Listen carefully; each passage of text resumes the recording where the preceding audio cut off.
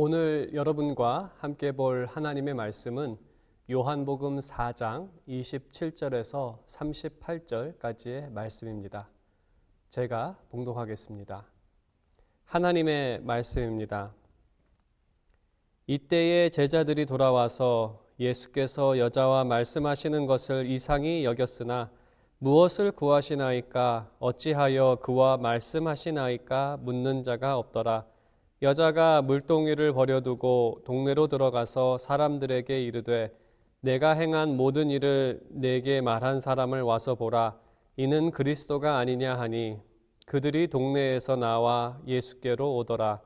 그 사이에 제자들이 청하여 이르되 랍비여 잡수소서. 이르시되 내게는 너희가 알지 못하는 먹을 양식이 있느니라. 제자들이 서로 말하되 누가 잡수실 것을 갖다 드렸는가 하니 예수께서 이르시되 나의 양식은 나를 보내신 이의 뜻을 행하며 그의 일을 온전히 이루는 이것이니라. 너희는 넉 달이 지나야 추수할 때가 이르겠다 하지 아니하느냐. 그러나 나는 너희에게 이르노니 너희 눈을 들어 밭을 보라. 희어져 추수하게 되었도다. 거두는 자가 이미 삭도 받고 영생에 이르는 열매를 모으나니 이는 뿌리는 자와 거두는 자가 함께 즐거워하게 하려 함이라. 그런즉 한 사람이 심고 다른 사람이 거둔다 하는 말이 옳도다. 내가 너희로 노력하지 아니하는 것을 거두러 보내었노니 다른 사람들은 노력하였고 너희는 그들이 노력한 것에 참여하였느니라. 아멘. 네, 오늘은 주님의 양식이라는 제목으로 하나님의 말씀 증거하도록 하겠습니다. 여러분들도 한번 들어봤을 만한 이야기가 있습니다. 남편이 아내에게 이렇게 얘기를 했다고 합니다. 잘 먹고 살게 해줬으면 됐지 뭐가 불만이냐라는 그러한 이야기를 했다고 합니다. 아내는 이렇게 반문했다고 합니다. 사람이 밥만 먹고 사냐? 맞는 말입니다. 사람은 동물이 아니기 때문에 밥만 먹고는 살 수 없습니다. 그리고 이 이야기의 핵심은 사랑도 필요하다는 말입니다. 사람에게는 감정적으로 필요한 욕구들이 있습니다. 표현된 사랑을 받기 원하고 또 존경을 받기 원합니다. 그리고 마음의 안정과 평안을 원하기도 합니다. 이러한 것을 감정적 욕구들이라고 부를 수 있습니다. 그리고 인생은 이러한 것을 얻기 위해 노력합니다. 단순히 먹고 살기 위해 노력했다면 지금 우리가 그렇게까지 열심히 살지는 않았을 것입니다. 하지만 우리도 많은 사랑을, 사람들의 지지를 받기를 원하고 존경을 받기를 원하고 또 마음에 늘 안정과 평안을 갖기를 원합니다. 오늘만 먹고 사는 것이 아니라 앞으로도 늘 잘 살 수 있다라는 그러한 평안과 안정을 원하기 때문에 더 분주히 열심히 사는 것이 인생이 아닌가 생각해 봅니다. 반면에 이러한 것이 주어지지 않을 때 먹고 사는 것에는 의미가 없어집니다. 그래서 사람들은 사랑과 존경, 마음의 안정을 얻기 위해 때로는 음식을 포기하기도 합니다. 대표적인 모습, 아주 표면적이고 대표적인 모습은 다이어트라고 할 수가 있습니다. 왜 다이어트를 합니까?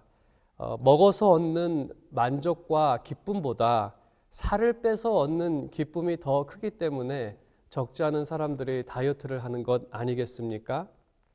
분명한 것은 사람에게는 먹고 사는 것보다 더 중요한 것이 있다는 것입니다. 오늘 본문의 말씀에서도 음식보다 더 중요한 것이 있다는 것을 우리에게 가르치고 있습니다. 하지만 이 중요한 것은 방금 제가 말씀드린 감정적 차원과는 조금 다른 차원의 중요한 것을 말하고 있습니다. 그 다른 차원의 욕구들을 성경의 단어를 빌리면 성령의 소욕이라고 말할 수도 있고 또 영적 차원의 욕구 또는 소욕, 갈망이라고 부를 수 있습니다. 아무튼 어떻게 그것을 부르든지 이 음식보다 더 중요한 것은 하나님의 뜻을 행하는 것이라고 주님께서 말씀하셨습니다. 그래서 이것을 양식으로 이름하십니다. 상징적인 의미를 담고 있기 때문에 하나님의 뜻을 행하는 것을 자신의 양식이라고 말씀하십니다. 문자적인 양식은 사람의 육신의 만족을 줍니다. 주님이 말씀하신 이 상징적 양식은 삶 전체의 만족을 주는 것입니다. 오늘 말씀에서 주님은 이 양식과 참된 만족으로 우리를 초청하십니다. 그러면 우리가 함께 본문을 통해 이 말의 의미를 살펴보도록 하겠습니다. 오늘 말씀에 기록된 것처럼 27절에 제자들이 돌아옵니다. 그들이 마을에서 음식을 사가지고 주님께로 돌아옵니다. 그들이 주님께 돌아왔을 때 주님은 한 사마리아 여자와 대화를 나누고 계셨습니다. 그들이 이것을 목격하고 또 이상하게 여겼습니다. 당시 문화에서는 이상하게 여길 수밖에 없는 장면입니다. 랍비가 여자와 대화하는 것, 랍비는 유대인 선생을 랍비라고 부르는데 랍비가 여자와 대화를 하는 것을 부정적으로 생각을 했습니다. 심지어 아내와 대화를 나누는 것도 부정적으로 생각을 했다고 합니다. 그 대화를 좋게 보면 시간 낭비라고 생각을 했고 심하게 생각하는 사람들은 율법 연구에 몰두하지 않았기 때문에 지옥에 떨어질 일이라고까지 말했다고 합니다. 하지만 주님 사역의 특징은 인간이 정한 범위를 넘어선 선행을 자주 베풀었기 때문에 이것을 읽는 우리에게는 예수님이라면 당연히 그러한 일을 하셨을 것이다라고 생각할 수 있습니다. 하지만 일반적인 당시 통상적인 생각을 갖고 있었던 제자들에게는 아주 이상한 일이었습니다. 유대 여자도 아니고 사마리아 여자와 대화를 나누는 것은 너무나 이상했지만 그들이 아무런 질문을 하지 않았습니다. 주님과의 대화는 사마리아 여자의 삶을 완전히 뒤바꾼 혁명적인 일이었습니다. 28절과 29절에 기록하고 있는 것처럼 이 여인은 물동이를 버려두고 동네 사람들에게 나아가서 자신이 만난 주님을 소개합니다. 우리가 이 여인과 사마리아 사람들의 반응은 다음 주에 더 상세하게 살펴보도록 하겠습니다. 오늘 우리가 초점을 맞출 내용은 바로 제자들의 무관심입니다. 이 대화의 모습을 보았던 제자들은 이 장면을 이상하게 생각했습니다. 그리고 그들의 눈앞에 긴급하게 또 기뻐하면서 떠나는 사마리아 여자의 모습을 이들 모두가 보았습니다. 이러한 장면을 본다면 그들은 당연히 질문을 해야 합니다. 본문은 어떤 질문을 물어봐야 할지 나와 있습니다. 마치 사지선답처럼 이 질문 중에 하나는 물어봤어야 하는데 아무도 묻는 자가 없다라고 말하고 있습니다. 특히 뛰어가는 여자를 보고라도 왜 저 여자가 뛰어갑니까? 예수님께서 무슨 대화를 나누었길래 이 여인이 기뻐하며 떠났습니까? 라는 이러한 질문을 물어봐야 하는데 어떠한 질문도 하지 않고 제자들의 첫 마디는 31절에 있는 것처럼 랍비여 잡수소서. 다른 말로 하면 주님 식사 시간이 되었습니다 라는 말입니다. 주님께서 사마리아 여자와 대화한 일이 너무나 큰 일임에도 불구하고 그들에게는 밥 먹는 것보다 중요한 일은 아닌 것으로 여긴 제자들의 모습입니다. 방금 일어난 일은 한 영혼이 영생에 이르는 역사적인 순간이었습니다. 하지만 제자들은 이 사실을 알지 못했습니다. 그래서 예수님께서는 제자들을 가르치시기 위해 32절에 그들에게 이렇게 답변을 하십니다. 내게는 너희가 알지 못하는 먹을 양식이 있느니라. 그리고 33절에 기록된 것처럼 제자들은 누가 양식을 줬느냐라고 하면서 그 말씀을 문자적으로 이해를 합니다. 예수님께서는 34절에 이제 양식의 의미를 말씀하시면서 양식은 보내신 분은 하나님이신데 바로 하나님의 뜻을 행하는 것이 자신의 양식인 것을 말씀하고 계십니다. 이 말의 의미는 우선순위에 대해서 말씀하고 계시는 것입니다. 우선순위는 하나님의 뜻을 행하는 것이 육신을 위해 양식을 먹는 것보다 더 우선된다, 더 중요하다라고 말씀하고 계십니다. 이 말씀은 예수님께서 마태복음에서도 마귀에게 한 말이기도 한데, 신명기 말씀에 있는 사람이 떡으로 사는 것이 아니라 하나님의 말씀으로 산다는 그 가르침의 다른 표현입니다. 사람은 먹는 것보다 더 중요한 일이 있다는 것이죠.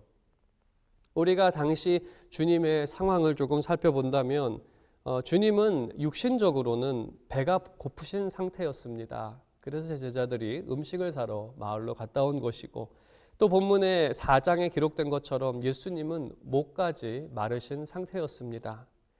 하지만 예수님에게는 하나님의 뜻을 행하는 것이 배고픔을 해결하거나 이 목마름을 해결하는 것보다 더 중요한 일이었습니다. 그리고 이 일을 완수했을 때 예수님께서는 먹지 않으셔도 만족하고 배부르다라고 지금 말씀하고 계십니다. 이 말씀의 원리를 설명을 돕기 위해 한 가지 비유로 예를 들어서 말씀을 드리면, 행사를 하게 되면 여러분에게 결혼식이나 아니면 집안 행사나 또 교회는 또 교회 행사를 하게 되면 교회 행사 때 늘 손님을 먼저 챙깁니다. 음식 시간이 되면 손님을 먼저 대접을 합니다. 그 일을 완수하기 전까지 주인은 밥을 먹지 않습니다. 손님들이 식사가 마련되고 그들이 식사를 모두 하기 시작할 때 기분 좋게 자신의 식사를 챙기고 시작합니다.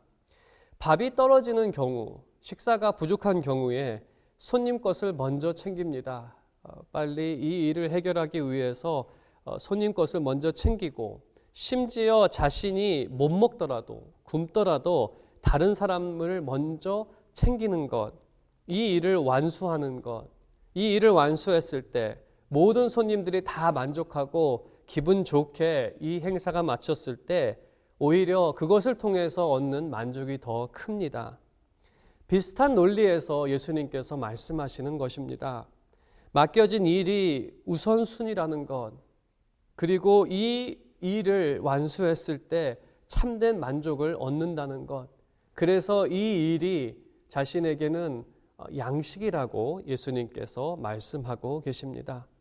주님에게 완수해야 할 하나님의 뜻은 그리고 자신의 사명은 구원하는 것이고, 또 그 구원의 열매로 인해서 예수님께서는 만족하고 계십니다. 예수님께서 이러한 말씀을 하시는 것은 제자들이 이 사역 또 이 기쁨에 동참할 것을 바라심으로 이 가르침을 그들에게 주고 계십니다. 그러시면서 35절의 가르침을 이어 가십니다. 예수님께서는 넉 달 뒤에 추수할 때가 올 거라고 말씀하십니다. 이 말은 문자적인 의미입니다. 하지만 밭은 이미 휘어졌다라는 상징적이고 또 영적인 상황을 말씀하십니다. 이러한 상황이라면 어떻게 하겠느냐라는 질문이 그들에게 던져지게 되는 것입니다. 이 논리를 요즘 말로 말씀을 드리면 비즈니스를 시작하기 위해서 계획을 세우고 그 계획 가운데 이제 앞으로 넉 달 정도 남았다라고 한번 가정해 보겠습니다. 비즈니스 오픈할 날이 넉 달 정도가 남았는데 오늘 너무나 열심히 준비를 해서 오늘 모든 준비가 끝이 났습니다. 이제 가게 문만 열면 됩니다. 열심히 해서 4개월이나 오픈할 수 있는 날짜를 앞당겼습니다. 모든 준비는 끝이 났고 또 이 가게가 언제 여나 기다리는 손님들이 매일 그 준비되어지는 가게 문을 지나가면서 이 가게가 열면 내가 꼭 가봐야지 하는 이 기대하는 손님들도 어마어마하게 많습니다. 그러면 어떻게 하겠습니까? 계획은 4개월 뒤에 열기로 계획했으니까 계획대로 4개월 뒤에 가게 문을 오픈하겠습니까? 아니면 지금 준비가 다 됐으니까 오늘 문을 열겠습니까? 이것은 누구에게 물어봐도 당연한 답변이 돌아옵니다. 지금 열어야죠.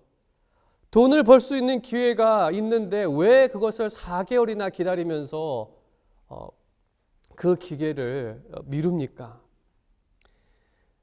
이런 비슷한 논리로 지금 말씀하시는 겁니다. 추수할 때가 4개월이 남았다. 4개월이 남았다. 하지만 지금 밭이 휘어져서 추수할 수 있다. 36절에 보게 되면 추수꾼은 추수한 만큼 자신이 삭슬 받습니다.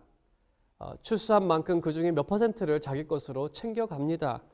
그렇다라고 한다면 아무리 계획은 4개월 후에 추수할 계획을 세웠다 하더라도 오늘 추수할 수 있다면 추수꾼은 당장 밭으로 가서 열심히 일을 해서 기쁨으로 그 추수한 것을 가지고 돌아올 거라고 예수님께서 말씀하고 계시는 것입니다. 주님께서 얻고자 하시는 그 추수, 그 열매, 그 성공의 결과는 바로 영생입니다. 3장에서 계속해서 반복적으로 우리가 그 배경에서 살펴보고 있는데 3장에서 하나님께서 세상을 이처럼 사랑하셔서 영생을 주시기 위해 독생자를 보내셨습니다. 독생자가 보냄을 받은 것, 그리스도께서 보냄을 받은 것은 믿음으로 영생을 얻게 하시기 위해서입니다. 그것이 주님의 사명입니다. 사마리아 여자가 예수님을 믿음으로 영생을 얻는 결과, 열매가 맺혀졌습니다. 이것이 하나님께 얼마나 큰 기쁨이겠습니까? 아버지의 기쁨으로 주님도 함께 기뻐하십니다. 그리고 제자들도 그 기쁨에 동참할 것을 바라시고 계십니다. 이 구원은 그리스도의 큰 희생으로 완성된 영생이기에 그 기쁨은 아주 큰 기쁨입니다. 요즘에 제가 페이스북을 자주 하지는 않지만 페이스북에 올라온 글 중에 요즘은 그 졸업식을 하지 못해서 온라인 졸업식을 하고 또 개별적으로 사진을 찍어서 그것을 페이스북에 올립니다. 당연히 많은 사람들이 또 졸업식에 참여하지 못하기 때문에 졸업의 사실을 알리기 위해서 그렇게 페이스북을 사용합니다. 제가 중등부 전도사 때 가르쳤던 학생들 중에 이번에 의대를 졸업한 학생이 있습니다. 그 의대를 졸업한 학생이 쓴 글 중에 이러한 글이 있었습니다. 40만 불을 들여서 이 졸업장을 얻게 됐다라고 하는 글이었습니다. 의대가 참 많이 비싸졌습니다. 이제 40만 불, 저희 집보다도 비싼 그 돈을 내서 의대를 졸업했습니다. 참 어찌 생각하면 아까운 돈이지만 그 결과, 그 열매를 봤을 때 부모님들이 과연 아깝다라고 생각을 할까? 그렇지는 않다라고 생각됩니다. 만일에 그 결과가 있다면 중간에 포기하지 않고 졸업까지 하게 된 그 장면을 본 부모님은 아깝기보다는 오히려 졸업한 것에 대한 기쁨이 더 컸을 것이다라고 생각합니다. 이것과 같이 하나님께서 가장 귀한 것, 영생을 주시기 위해 가장 귀한 것을 희생하셨습니다. 그렇다면 이 영생의 열매를 거둘 때 하나님께서는 얼마나 기뻐하시겠습니까? 그리고 주님은 얼마나 기쁘시겠습니까? 이 기쁨을 제자들도 알기를 원하셔서 이 말씀을 그들에게 설명하고 계십니다. 36절에 씨 뿌리는 자와 거두는 자의 기쁨을 말씀하십니다. 여기서 씨 뿌리는 자는 선지자 시대 때부터 세례 요한에 이르기까지 하나님의 말씀을 열심히 뿌렸던 사람들입니다. 거두는 자는 바로 주님과 특히 제자들의 초점을 맞추고 있는데 그것은 영생의 열매가 왕성하게 나타날 때는 십자가, 부활, 성령 강림 이후에 제자들의 사역을 통해서 그 열매가 아주 왕성하게 나타나게 됩니다. 예수님의 말씀처럼 38절에 그들은 노력한 것에 비해서 수고는 덜했지만 노력하지 않은 것을 얻게 되었다라고 말씀하십니다.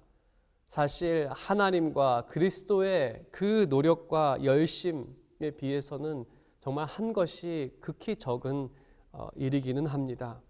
하지만 이 말씀의 핵심은 씨를 뿌리는 자나 추수하던 자나 많이 열심을 낸 자나 또 상황과 여러 가지 이유로 적게 이 일에 참여한 자나 모든 사람들이 다 추수의 날에 기뻐할 수 있다는 것입니다. 그 이유는 모든 사람들이 이 열매를 바라보면서 수고했기 때문에, 이 열매가 나타나기를 바라면서 수고했기 때문에 아무리 적게 일한 사람이라도 그 열매에 대한 소망과 마음으로 일을 했다면 이 기쁨에 동참할 수 있다는 것입니다. 예를 들어서 말씀드리면 이러한 것과 같습니다. 저는 LA에서 오래 살아서 LA 다저스 팬입니다. 팬으로서 많은 것을 하지는 않았습니다. 하지만 늘 월드 시리즈에서 우승하는 것을 바라고 또 소망하는 마음이 있습니다. 그래서 몇 년 전에는 시청비를 내면서까지 다저스 게임을 시청을 했습니다. 또 셔츠도 샀습니다. 다저스 저지를 사기도 하고, 그리고 다저스가 몇 년 전에 내셔널리그 우승을 했을 때 정말 기뻐했습니다. 하지만 같은 해 월드 시리즈에서 패배했을 때 정말 아쉬움이 컸습니다. 제가 한 일은 적습니다. 시청비 몇 푼 내고 셔츠 몇 개 산 것이 다저스에게 그렇게 큰 이바지가 될 만한 일은 아니라고 생각합니다. 하지만 아무리 적은 일을 했다 하더라도 저에게는 바라는 마음이 있었고, 또 그러한 바라는 마음으로 했기 때문에 함께 기뻐할 수 있었고, 또 패배했을 때는 함께 아쉬워하는 그러한 마음이 있었습니다. 결국 마음의 문제라는 거죠. 우리 모두는 지금 예수님께서 하시는 구원의 사역, 하나님의 구원의 사역의 일부를 감당하고 있습니다. 그리고 우리 교회에서도 이 사역의 열매가 나타납니다. 믿음을 처음으로 고백해서 축복된 길을 걷게 된 자녀들이 매해마다 있고, 또 어른들 중에도 그러한 고백을 처음 하고 믿음의 길을 시작하시는 분들이 있습니다. 그리고 성도들의 간증과 성도들의 모습에서는 믿음의 열매가 나타나기도 합니다. 특히 세례식과 입교식에서는 그 열매를 많은 사람들이 보게 됩니다. 이것이 교회 사역과 우리 기도에 대한 열매입니다. 또한 멀리서 들려오는 소식들, 우리가 파송한 선교사님들을 통해서 몇 명이 예수 그리스도를 믿게 되었는지, 또 몇 명이 세례를 받았는지 여러 소식들을 우리가 접하게 됩니다. 그리고 우리 주변에 있는 교회들, 또 다른 나라에 있는 교회들을 통해서도 그 열매에 대한 소식들이 우리에게 전달됩니다. 어쩌면 우리가 이러한 일에 대해서 이바지한 것은 적다라고 생각할지도 모릅니다. 하지만 이 열매는 주님께서 맺고자 하시는 열매, 하나님께서 기뻐하시는 열매들이고, 지금 주님께서는 이 열매에 우리가 함께 동참하기를 원하십니다. 하지만 어떤 사람들은 교회를 위해서 열심히 일을 합니다. 구원의 열매에 대한 기대와 감격은 없습니다. 그러한 경우에 결국 나타나는 모습은 본문의 제자들의 모습이 나타납니다. 주님의 밥은 열심히 챙겨 드리지만 하나님께서 기뻐하실 때 왜 기뻐하는지 전혀 알지 못하고, 또 그 기쁨에 동참하지 않고 아무런 기쁨 없이 사역하고 일하는 사람들. 혹시 사마리아 여자 구원의 역사에 무관심한 그 모습이 여러분의 모습은 아니었습니까? 주님은 아버지께서 기뻐하시는 추수의 기쁨에 동참할 것을 말씀하십니다. 영생의 열매를 위해 하나님께서는 독생자를 보내셨습니다. 영생의 열매를 위해 주님께서는 십자가를 지셨습니다. 그래서 우리가 주님을 믿고 우리가 그 영생의 열매가 되었을 때 주님은 크게 기뻐하셨습니다. 그리고 다른 형제 자매들이 열매를 맺을 때 우리도 함께 기뻐하는 것이 마땅한 모습이 아닐까요? 교회의 모든 사역과 봉사는 이 기쁨을 목적으로 하고 있습니다. 그리고 이 구원의 기쁨은 우리를 추수밭으로 인도합니다. 이 기쁨이 있다면 전도하라는 말을 하지 않아도 전도하게 됩니다. 이 기쁨으로 인해서 선교지 가라고 말하지 않아도 누군가는 선교를 떠납니다. 진정으로 씨 기쁨이 충만할 때 구원의 사역은 날마다 더 커지고 또 기쁨으로 씨 뿌리는 자와 거두는 자가 함께 기뻐할 수 있습니다. 오늘 말씀의 결론을 맺도록 하겠습니다. 추수는 영생에 이르는 열매를 모으는 것입니다. 이 일은 하나님과 그의 일꾼들 모두에게 큰 기쁨이 됩니다. 각자 맡은 일은 다릅니다. 뿌리는 자가 있고 거두는 자가 있고 또 상황에 따라서 더 많은 역할을 하는 분들도 계시고 또 적은 역할을 하는 분들도 계시지만 모두가 열매를 바라며 그 마음 가운데 일하기 때문에 열매는 모든 일꾼들의 기쁨이 됩니다. 이 기쁨을 위한 일들을 여러분의 양식으로 삼으시길 바랍니다. 내가 이것으로 인해서 기쁘고 만족한다라고 고백하시기를 바랍니다. 구하고 찾고 두드림으로 하늘의 기쁨과 만족을 누리며 살아가는 복된 여러분의 삶이 되시길 바랍니다. 기도하겠습니다. 하나님 아버지 감사합니다. 우리가 기도한 모든 내용들 또 우리가 주님의 사역을 위해 행했던 모든 일들이 결국 하나님 나라 그 열매로 이어진다는 그 사실을 다시 한번 기억하게 하시니 진정으로 우리가 한 모든 일들이 헛된 일들이 아니라 그 일을 통하여 하나님께서 열매를 맺으셨으니 우리를 통해 이러한 일들을 행하시는 하나님께 감사와 찬송과 영광을 돌립니다. 구원의 열매로 인해서 우리 한인 장로교회 모두가 기쁨과 즐거움을 나누기를 원합니다. 주님, 우리 마음 가운데 그 구원의 기쁨을 날마다 더하여 주시고 그리스도의 십자가를 통하여 얻게 된 우리의 이 새로운 생명 가운데 기쁨이 충만하게 하여 주시고 또 주변에 또 선교지에서 사람들이 주님께로 돌아왔다는 소식으로 인하여 우리가 함께 기뻐할 수 있는 주님과 더불어 기뻐하는 참된 신자의 모습이 우리 가운데 나타나질 수 있도록 주께서 날마다 이 구원의 사실을 깨닫게 하시고 또 이 복음의 사실들을 날마다 붙잡게 하여 주시옵소서. 다시 한번 우리 가운데 선하고 기쁜 일을 시작하시고 또 그 열매를 맺고 마치실 주님의 모든 은혜에 감사드리며 살아계신 우리 주 예수 그리스도의 이름으로 기도드렸습니다. 아멘.